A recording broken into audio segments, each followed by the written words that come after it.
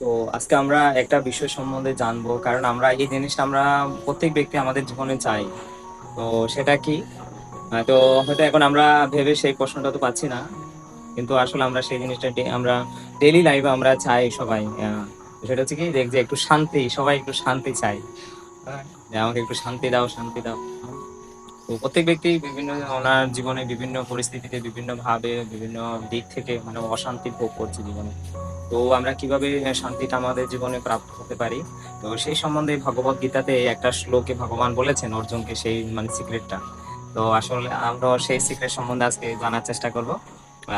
তো সেটা হচ্ছে ভগবত গীতার একটা শ্লোকে ভগবান বলেছেন, ভক্তারাম যজ্ঞ তপসম সর্বলোক মহেশ্বরম সুহৃদ সর্বভূতানাম জ্ঞাতমাম শান্তি মিচ্ছতি।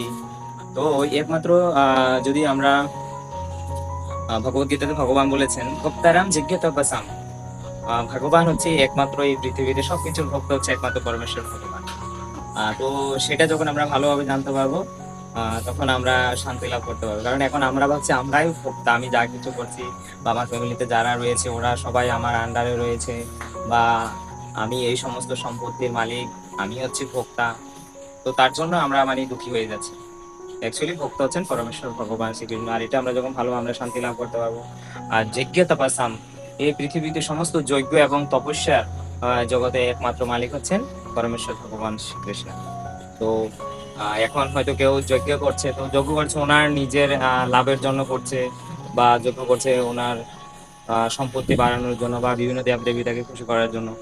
কিন্তু অ্যাকচুয়ালি যখন আমরা জানতে পারবো না এই যজ্ঞের একমাত্র অধিকারী বা ভক্ত হচ্ছেন পরমেশ্বর ভগবান, তখন আমরা প্রকৃত শান্তি লাভ করবো। এবং তপস্যা, তো আমরা যা কিছু বিভিন্ন ধরনের পূজা পার্বণ বা যা কিছু তপ করছি, তপস্যা করছি জীবনে, তো সেগুলোর হয়ে একমাত্র সেই ফলের মালিক হচ্ছেন পরমেশ্বর ভগবান। তো আমরা ভাবি না আমি এটা এত কঠিন একটা ব্রত করছি বা বিভিন্ন পূজা করছি সংকল্প করে তপস্যা করছি, তো এটার ফল আমাকে প্রাপ্ত হতে হবে। আহ, আর এটার মালিক অধিকারী হচ্ছে একমাত্র আমি। অ্যাকচুয়ালি এটা একমাত্র তপস্যা, যেগুলো তপস্যার একমাত্র ভোক্তা হচ্ছে পরমেশ্বর ভগবান, সার্বলোক মহেশ্বরম। তো এই পুরো বিশ্ব ব্রহ্মাণ্ডের একমাত্র ভোক্তা বা মালিক হচ্ছেন পরমেশ্বর ভগবান, মহা ঈশ্বর হচ্ছেন ভগবান। তো এই জগতে এখন আমরা ভাবছি না ভগবান ঈশ্বর নয়, হয়তো আমি কেউ কেউ এই জগতে অনেকেই নিজেকেই ভগবান বলে বলছে, অহম ব্রহ্মাস্মি, আমিও ভগবান, তুমি ভগবান, আমরা সবাই ভগবান। হ্যাঁ, কিন্তু একমাত্র এই পৃথিবীর সমস্ত কিছুর একমাত্র মালিক হচ্ছেন পরমেশ্বর ভগবান শ্রীকৃষ্ণ। ঈশ্বর পরমকৃষ্ণ সচিদানন্দ বিগ্রহ অনাদিরাদি গোবিন্দ সর্বকারণ কারণ, তিনি হচ্ছেন একমাত্র সবকিছুর মালিক বা ভোক্তা। এটা আর হচ্ছে সুহৃদ সর্বভূতানাম, আর তিনি এই পৃথিবীতে আমাদের হয়তো অনেক বন্ধু, অনেক আত্মীয় স্বজন বা অনেক ব্যক্তিরা আমাদের রয়েছেন, মাতা পিতা ভাই বন্ধু আত্মীয় স্বজন অনেকেই রয়েছেন, কিন্তু অ্যাকচুয়ালি কেউ আমাদের প্রকৃত কিন্তু সুহৃদ নয়।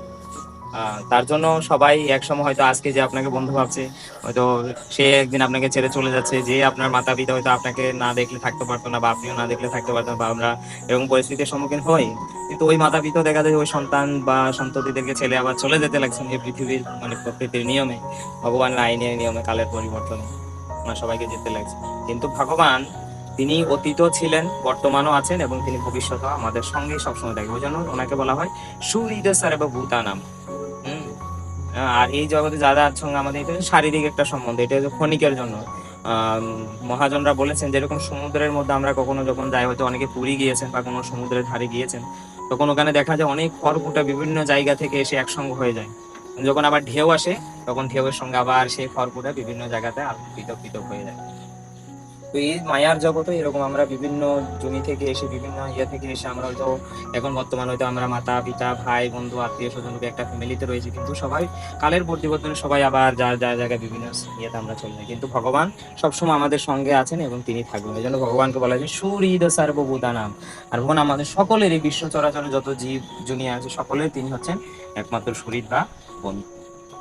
সুহৃদ সার্বভূতানাম জ্ঞাত্তামাম শান্তি নিচ্ছতি, আর যিনি এই আহ পূর্ণরূপে এই সমস্ত কিছু জানতে পারেন বা তথ্যগত বুঝতে পারেন, তিনি হচ্ছেন একমাত্র শান্তি লাভের অধিকারী। এই জন্য ভগবদ গীতা ভগবান বলেছেন, উত্তরম যজ্ঞতপসম সর্বলোকমহেশ্বরম সুরেদ সর্বভূতানাম জ্ঞাত্তামাম শান্তি নিচ্ছতি।